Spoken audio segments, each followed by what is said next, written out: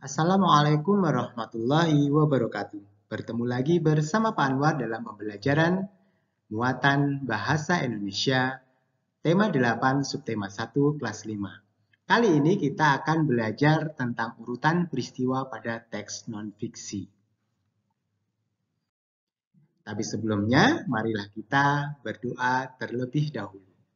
A'udzubillahi minasyaitonirrajim. Bismillahirrahmanirrahim. Raditu billahi robba wa bil islami dina wa bi muhammadin nabiyya wa rasula. Rabbi zidni ilma warzuqni fahma. Amin.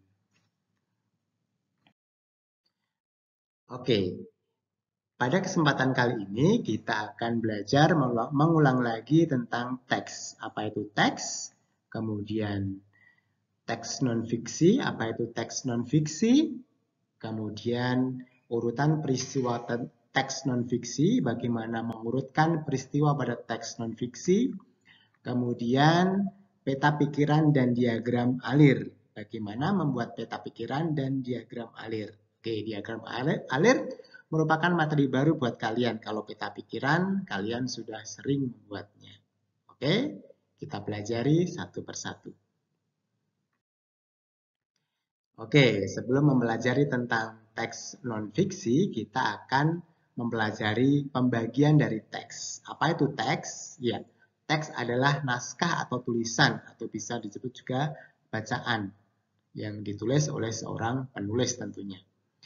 Teks dibagi menjadi dua. Yang pertama adalah teks fiksi.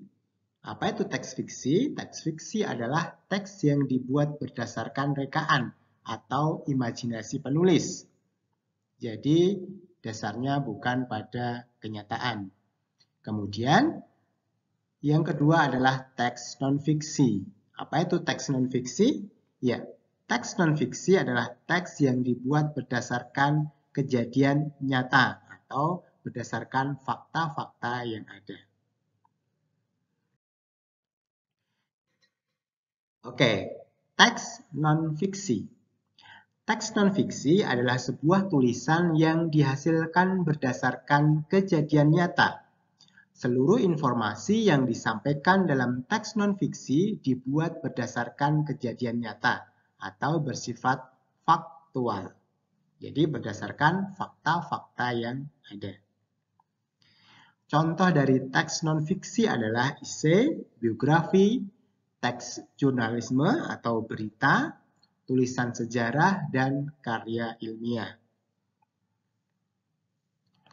Untuk mengetahui proses peristiwa-peristiwa yang terjadi dalam teks non-fiksi, hal yang perlu dilakukan adalah membaca dengan seksama.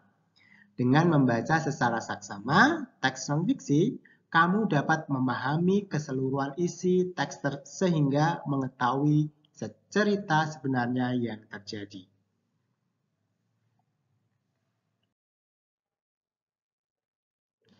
Urutan peristiwa pada teks non-fiksi. Peristiwa-peristiwa yang ada dalam teks non-fiksi dapat ditemukan dengan membaca teks secara saksama. Urutan peristiwa dalam teks dapat diketahui dengan cara membaca teks secara berurutan dari awal hingga akhir teks. Jika membacanya tidak berurutan, maka kemungkinan ada informasi yang terlewat atau dapat juga membuat kita salah memahami isi teks itu sendiri. Ya, sekarang kita belajar tentang peta pikiran dan diagram alir. Untuk memudahkan mengingat urutan peristiwa pada teks non-fiksi, kita dapat mencatatnya dalam bentuk peta pikiran atau diagram alir. Apa itu diagram alir? Ya, diagram alir atau biasa disebut flowchart merupakan kumpulan informasi yang disusun secara berurutan dari awal sampai akhir. Jadi kata kuncinya berurutan dari awal sampai akhir. Diagram alir berbeda dengan peta pikiran. Pada peta pikiran dibuat bercabang, sedangkan pada diagram alir dibuat menggunakan skema berurutan. Oke, untuk peta pikiran kalian sudah sering membuatnya dari kelas 4, kelas 5, semester 1, semester 2, kalian sudah sering membuat peta pikiran. Lantas bagaimana bentuk diagram alir atau flowchart? Berikut ini ada contoh diagram alir atau flowchart. Jadi di sini berurutan berdasarkan peristiwa. Misalnya ini peristiwa pertama, kemudian berlanjut pada peristiwa kedua, peristiwa ketiga, dan berurutan sampai peristiwa keempat, dan seterusnya sampai bacaan itu selesai. Tergantung kalian bisa mengelompokkan dalam berapa peristiwa dalam teks tersebut.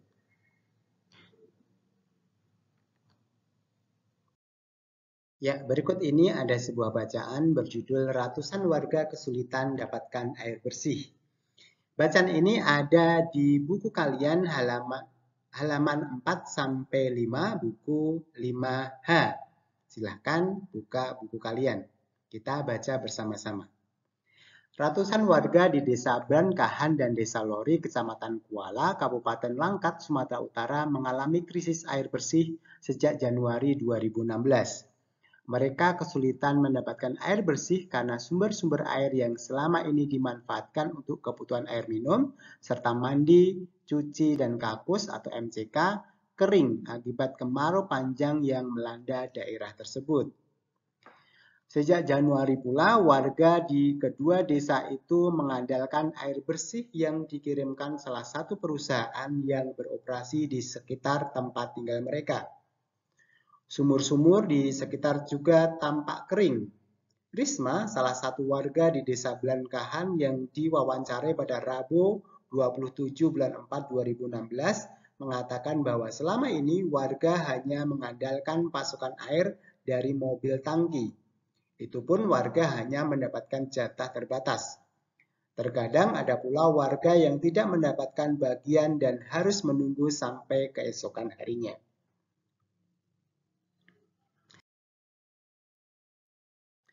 Hal senada juga dikatakan Rasno, warga Desa Lori. Ia mengaku krisis air bersih ini sudah sangat mengganggu kestabilan kehidupan mereka. Sumber-sumber air yang masih tersedia di sini sebagian besar sudah tercemar limbah. Kami berharap ada bantuan air bersih. Apa enggak kasihan lihat anak-anak pergi sekolah tidak mandi, sesalnya.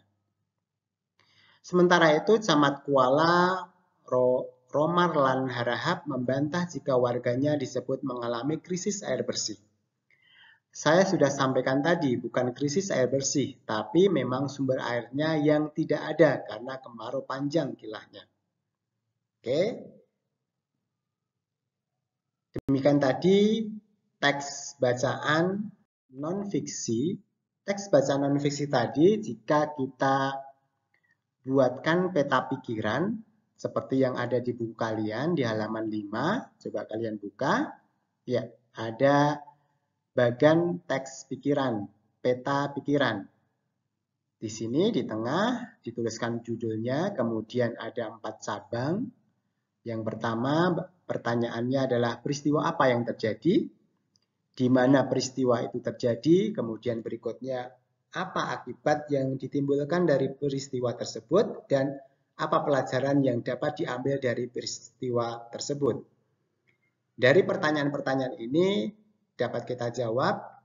Yang pertama, kesulitan mendapatkan air bersih karena sumber-sumber air kering akibat kemarau panjang yang melanda daerah tersebut, di mana peristiwa terjadi di Desa Blankahan dan Desa Lori, Kecamatan Kuala, Kabupaten Langkat, Sumatera Utara.